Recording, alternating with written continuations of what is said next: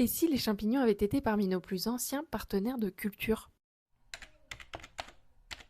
On raconte souvent la révolution néolithique comme le moment où l'humanité a domestiqué plantes et animaux. Mais une autre histoire, plus discrète, traverse les millénaires, celle d'une relation avec un règne qui n'est ni plante ni animal, les champignons. Après la pluie, au bord des forêts, des silhouettes se penchent, reconnaissent des formes, évaluent des textures. Rien n'a l'air spectaculaire et pourtant, ce geste de cueillette porte des millénaires de savoirs accumulés, de transmission orale et parfois de véritables pratiques de culture. Les champignons accompagnent l'humanité depuis la préhistoire. Odzi, l'homme des glaces mort il y a plus de 5000 ans, portait sur lui deux espèces de polypores, probablement utilisées pour le feu et le soin. La consommation ne signifie pas encore domestication, mais elle témoigne d'une familiarité ancienne, attentive, située. La culture intentionnelle apparaît plus tard, en Chine.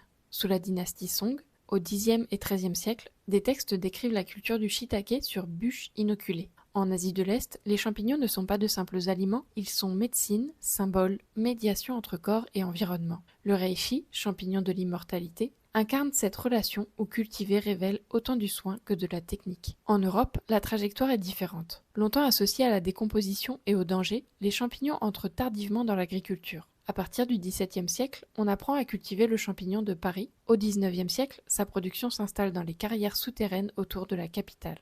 Une domestication pragmatique, presque accidentelle, qui donnera naissance à l'une des cultures fongiques les plus répandues au monde. Aujourd'hui, l'alliance se transforme encore. Pleurote sur marc de café, mycélium sur déchets agricoles, matériaux de construction, emballages biodégradables, substituts de viande. Après l'aliment, c'est la structure même du vivant fongique qui est mobilisée.